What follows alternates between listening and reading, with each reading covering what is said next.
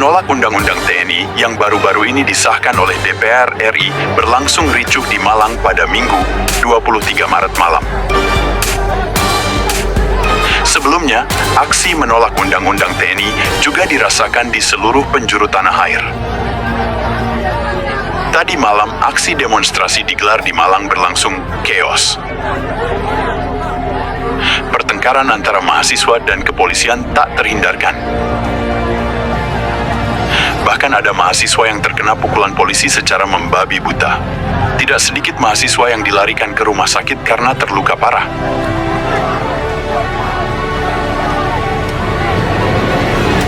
Menurut pernyataan Lembaga Bantuan Pos Malang, demo yang awalnya berlangsung kondusif sejak pukul 15.45 di depan gedung DPRD Kota Malang. Eskalasi mulai meningkat sekitar pukul 18.20 ketika sejumlah massa aksi mulai menerobos masuk gedung DPRD melalui pintu utara. Pada pukul 18.30 sampai 18.40, 10 sampai 20 menit setelahnya, aparat kepolisian bersama dengan TNI mulai melakukan penyisiran dan memukul mundur massa di sekitaran Balai Kota Malang.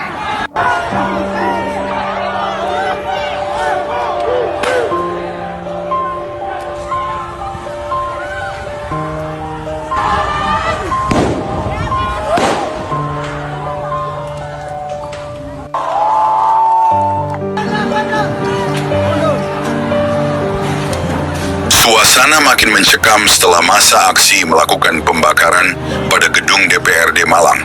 Para mahasiswa berhasil menyegel gedung DPRD dengan tulisan di kontrakan. Apakah reformasi jilid 2 akan terulang kembali? Lantas mengapa penguasa saat ini harus cepat-cepat mengesahkan rancangan Undang-Undang TNI menjadi undang-undang?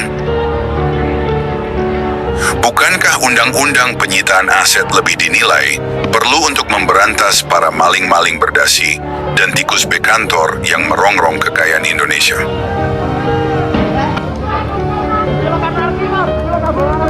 Jangan sampai para aparat hanya menjadi alat bagi pemegang kekuasaan untuk membungkam lawan politik.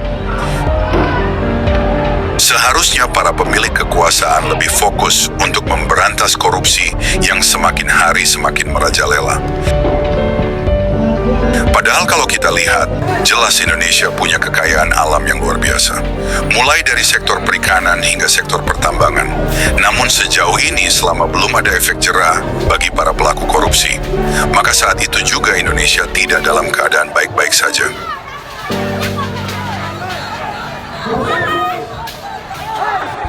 Hingga pukul 21.25, diperkirakan ada 6 hingga 7 orang peserta aksi yang dilarikan ke rumah sakit akibat luka-luka.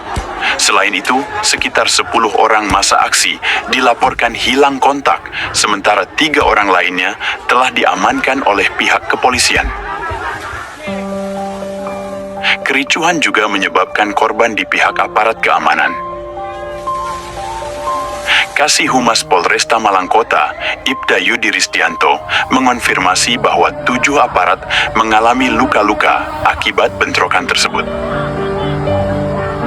Iya benar, ada 7 personel yang terluka.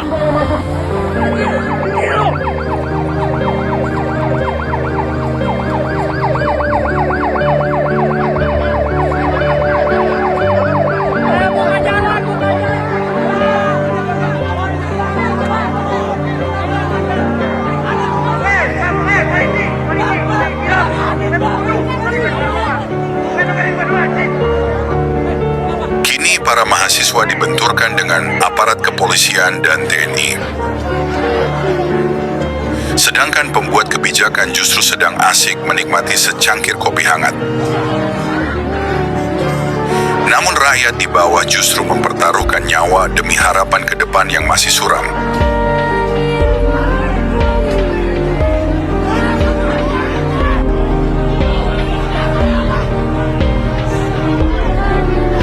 Sampai kapan pejabat Indonesia tidak berpikir untuk melanggengkan kekuasaan? Seharusnya memikirkan bagaimana anak cucu ke depan ketika telah tiada. Mereka bisa mewarisi hal-hal yang tidak bersifat bayangan. Jangan sampai justru mewarisi kehancuran.